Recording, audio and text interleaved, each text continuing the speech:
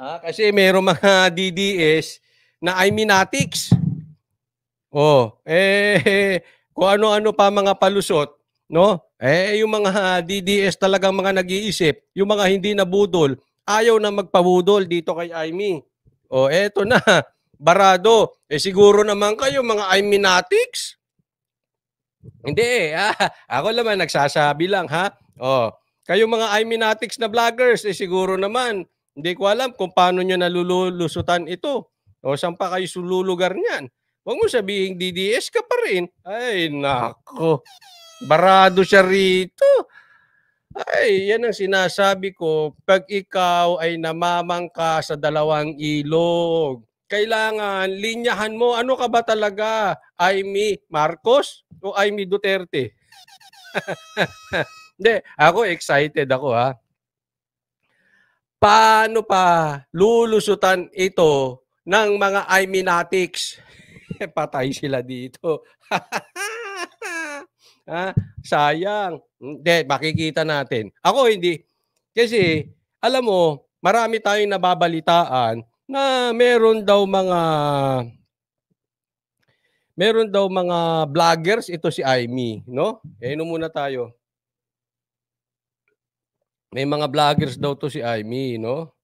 Hindi ko alam kung bayad. Ako naman hindi naniniwalang bayaran sila ni Aimee. Baka Iminatics lang, ano? Kayo ba naniniwalang bayaran sila ni Aimee?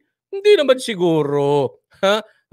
Hindi naman siguro, no? Ewan ko sa inyo, basta kayo mag-decide kung bayaran sila o hindi sila bayaran, no? Pero makikita natin dito kung mauutak etong mga Iminatics. Kasi hindi mo na alam paano ito lulusutan. Saan nyo pa itatago ang ulo nyo rito? Yari kayo rito. Eto rin sinasabi ko sa inyo mga tanggol Aimee kayo. Sabi ni Felix Nel, may magagalit na kalbo. Naku, sino na naman yan? Bayaran ba yan? Hindi, ako nagtatanong lang Hindi, kasi hindi ako naniniwala na may mga bayarang vloggers ito si Aimee. Hindi ako naniniwala doon. Hindi ako naniniwala doon. Walang bayarang vloggers to si Aimee. Ay, nako. Audrey07, no more Marcos Araneta Romo. Ay, pati yan. Sabi niya, they are rubbish, go away, Aimee Marcos. Yes, isama nyo na rin Madala na po kayo, pati si Tambaloslos, wag na ninyo iboto.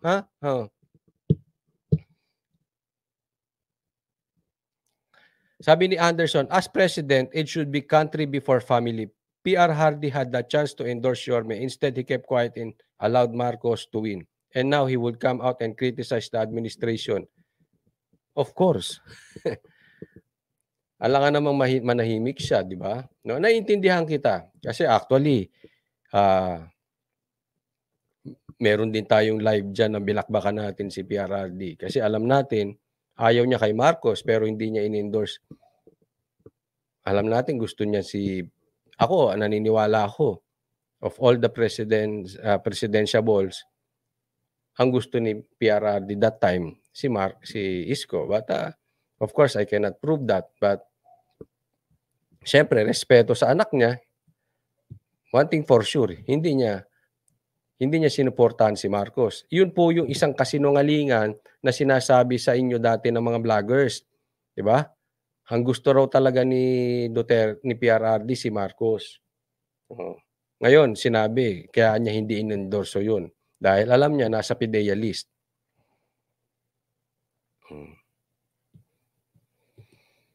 Sabi ni Buhay Canada, bobo at tanga na lang ang mga boboto pa din sa apelyidong magnanakaw at nasa Guinness Book World of Records, #1 corrupt in the whole world. Kaya nga, may ganyan. Ako naman, medyo ako dun sa mga vloggers, especially matalino. Tapos, pinopromote pa rin si Aimee. So, isip-isip ko, here we go again. Here we go again. Dadalahin nyo na naman yung mga tao sa mali, tapos magagalit na naman kayo ang number 1 magrereklamo pag nakaupo yung tao. Kasi sasabihin nyo, yung pinangako sa inyo, pinangako sa taong bayan, hindi sinunod. In the first place, nabudol na kayo ng Marcos dati, ulitin pa nyo. para tayong history repeating itself. Ano ba naman kayo? Ang tatalino nyo. Sige nga, magkaroon tayo ng brainstorming. Kunwari, ikaw ang vlogger. Hindi ko sinabing bayad na vlogger ni Aimee, ha? Kunwari lang, ikaw yung tagapagtanggol ni Aimee. Ikaw yung Aimee Natics. Paano mo pa ipagtatanggol yan? Sige nga, gusto ko makarinig na. Para masagot natin eh. Paano mo pa ipagtatanggol yan? Nakikisaw-saw si Aimee sa Duterte. Na kunwari, kontra siya sa kapatid niya. O binara ni Baste. Di tapos na siya sa Duterte. Saan pa siya pupulutin? Kung ikaw yung vlogger na yun, hindi bayad ha. Kung ikaw yung hindi bayad na vlogger ni Aimee Natics ka, paano may pagtatanggol? Sige nga, gusto ko marinig. Gusto ko marinig lang para magkaanuhan tayo dito. Si Models nga andun na kay Lisa or Tamba. Kasi hindi binabayaran ni Aimee. Ewan ko, Lumarquesesto mo, hindi ko alam yan ha. Ako, Coach Oli Ilocano, pero dismayado na kay BBM. Ako hindi dismayado. Dati nang ayaw ko kay BBM, kahit Ilocano ko. Actually, 50% lang. I'm not full Ilocano. Wala, balik na lang si Aimee sa angkan niya. Ang tanong, pagbalik niya ba sa angkan niya, tatanggapin siya ni Lisa? Ito nga tanong ko sa inyo eh. Nung kampanya ba magkasama sila ni Marcos, ni BBM? Magkasundo ba sila ni BBM? Kasi ang balita ko sa source ko, pinagtalunan pa kung sino mag-handle nung campaign ni BBM. Ang kinampihan ni BBM para mag-handle ay ibang tao, hindi si Aimee. Siguro naman, obvious natin na hindi magkasundo si Lisa at si Aimee. Paano siya babalik dun? Hindi, alam ko na. Ito, payo ko lang sa mga vloggers. Payuhan nyo si Aimee, ha? Ito mga hindi bayad na vloggers ni Aimee. Payuhan nyo yung amo nyo. Sabihin nyo, i-promote niya si, Trillanes. Maganda yun. Total, nagsasama na yung Marcos eh. Tsaka Dilaw, di ba?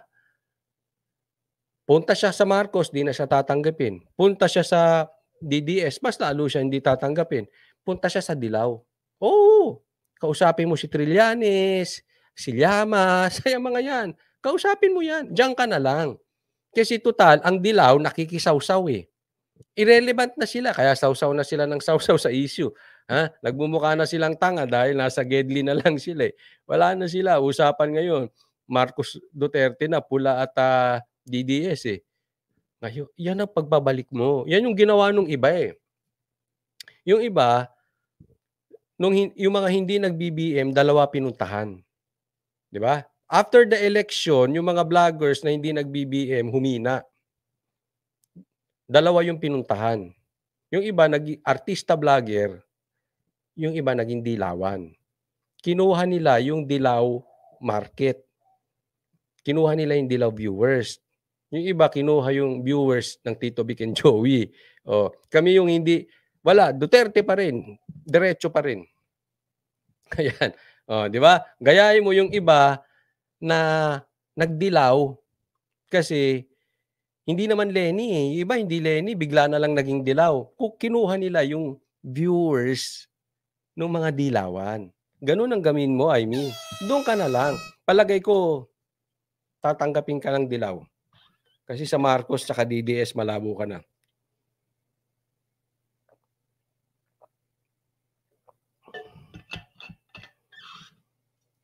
Sabi ni Jomar Binay, exaggerated kasi pagkasabi ni Aimee. Baka isipin ng tao, weak si Baste. Dapat na nahimik. Yun, exactly.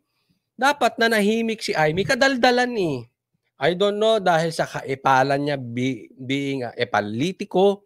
Hindi naman siguro, huwag kayong magagalit kababaihan. Siguro, kasi may madaldal din lalaki. May dala ng kanyang kababaihan, nadaldalan. Pero yun, hindi na dapat dinadaldal. Isipin mo, nagsalita ng mabigat. Di ba? Ginawa mong bakla si Basti. Nagsalita ng mabigat sa stage. Pagkababa ng stage, nag-sorry sa'yo. Di ba? Ginawa mong bakla si Basti.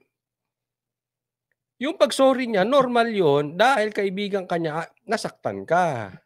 Pero kung binawi niya yung sinabi niya, walang kredibilidad si Baste. Ganun mo pinalabas, Aimee. Pinalabas mong bakla si Baste, pinalabas mo walang kredibilidad. Tapos siya magsalita ng pagbaba. Niyakap ka, nag-sorry sa'yo. Ano yun? Lokohan?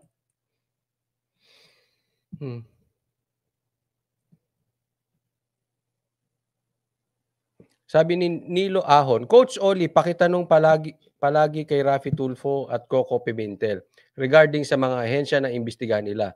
Para kasi bula na biglang naglalaho, bayad na kaya? Thank you po, Coach Oli. Hindi ko po alam. Hindi ko alam kung mahirap namang sabihin kung bayad si Tulfo at si Pimentel. Wala naman tayong katunayan, no? But, ako, I don't like Tulfo. Pimentel, I don't like Pimentel. Kaya lang gusto ko itong mga banat niya dito sa PI. No? But we will see. Siguro naman, doon sa mga nabudol, doon sa mga umaming nabudol, hindi na kayo papabudol ulit dyan sa mga vloggers na nambudol sa inyo na dinala kayo sa Marcos. Siguro naman, nadala na kayo. Haplis lang. Anong nangyari sa atin? Wala pang 2 taon. Kakagulo na. Tapos magpo-promote pa kayo ng another Marcos? Ano ba yung nangyayari sa inyo? Dapat, ngayon pa lang, this is a big statement. Kung tatakbo si Aimee bilang senador sa 2025, 2 tatakbuhan niyang nababasa natin. Senador or mayor ng Maynila. Kung saan man, I hope, madala na kayo para makita ng Marcos, mahina na sila. Huwag nyo na pong iboto si Aimee. Pakita natin. Nadala na kami. Yung ginagawa mo, puro lip service eh. Unless meron kang konkretong ipakitang nangyari, puro ka lang salita. Tsaka magre-reflect yan ng malaki. Kita nyo na. Talo sa senador si Aimee. Wala na talaga. Ayaw na ang Marcos. Manghihina na yan. Mawawalan ng loob yung mga nakakapit pa ngayon kay Marcos. Parang London Bridge is falling down yan.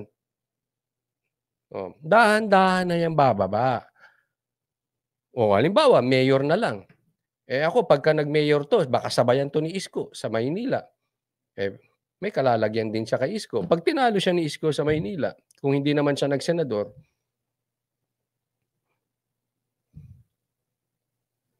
makikita ganun na kahina ang Marcos.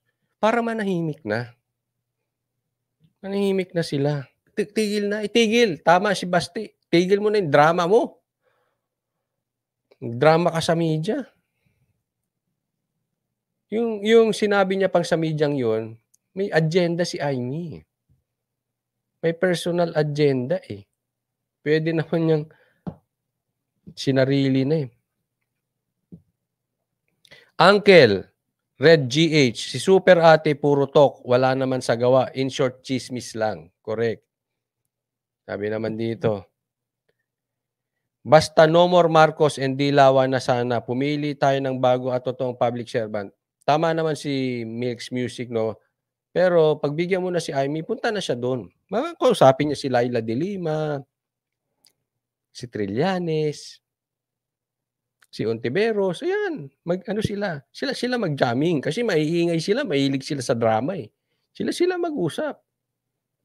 Tatanggapin siya dyan.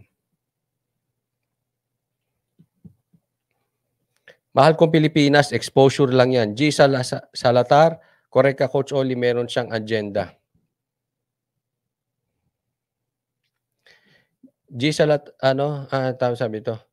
Fernando Baluyot, ginagamit ni Aimee ang mga Duterte para sa kanilang political career. Kaya nga nangyari na po yan. Napanood na natin. Si Marcos hindi mananalo kung tumakbo si Sara. Diba? So madala na kayo. Yung mga DDS, wag na kayong magpagamit ulit sa kanilang narrative na si Sara gusto si Marcos, si Sara gusto si Aimee, whether it's true or not, bye-bye, Marcos. Ganyan na sabihin mo. I don't care Kung gusto mo Sara o hindi ang Marcos, but as for us, no more Marcos. Oh, Maracel Manog, mahilig sa drama ang mga Pilipino, no more Marcos. Yan ang gusto. Pitbull ng palasyo yun, tagal ng tahol, pero walang kagat. Oh. Correct. Lynn Tasha, free campaign ni Aimee yan. Inquiries niya na yan for 2025 gamit ng pera ng taxpayers. Kaya wag niyo iboto. Di ba? Huwag kayong pauto. Hindi po Duterte yan. Ayan o. Barado kay Duterte. Baste Duterte. Tsaka alam mo, no? Sana sumunod sa yapak itong si Baste. I really hope, no? Again, it's early to say, but I really hope ma-consider ni Baste ang 2028. Parang mas ganun siya kay kay Sara. Again, it's too early. Pero maganda rin may choices tayo, di ba? Diba? Makikita natin ano bang gagawin nito si Baste. May diin. Yan ang gusto natin. Hindi yung pag ganun. Ano ba to? Sang barko ka ba talaga sasampa? Pag lumubog dito ka, pag lumubog doon ka. Diba? Ewan ko. Sa mga Duterte, sino bang closest kay PRRD? Yung style. Parang si Baste, no? Gusto ko sana si Kitty, kaya lang bata pa. Dead joke lang po, Alexandra, plastic yan si Aimee Marcos. Susunod yan sa ama. Hindi na namin botohan yung mga Marcos. Doon lang yan sa Ilocos.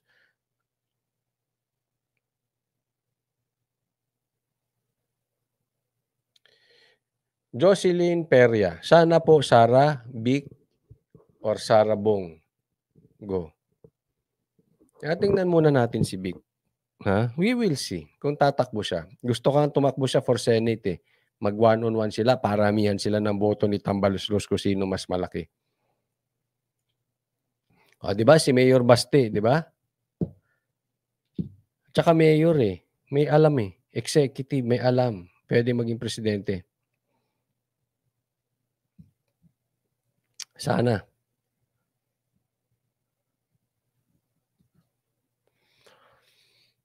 Sabi dito, Krisha 80, kung alam ng adik na kapatid bakit pinatakbo, hindi ko rin alam.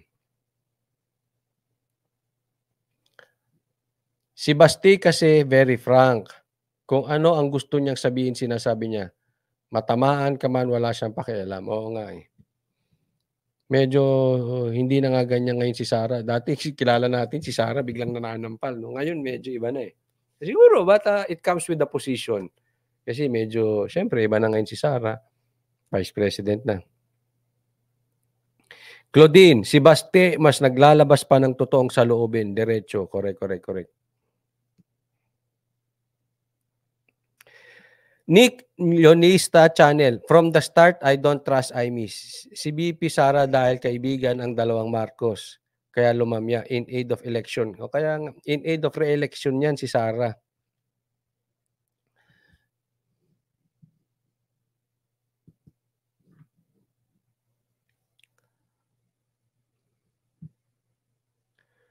Black Mamba, Bongo 2028 or Baste na agad. Maganda ito Baste for President, Bongo Vice President, maganda yan. Or Bongo President. Kayang dalhin ni Baste si Bongo as President, pwede yan.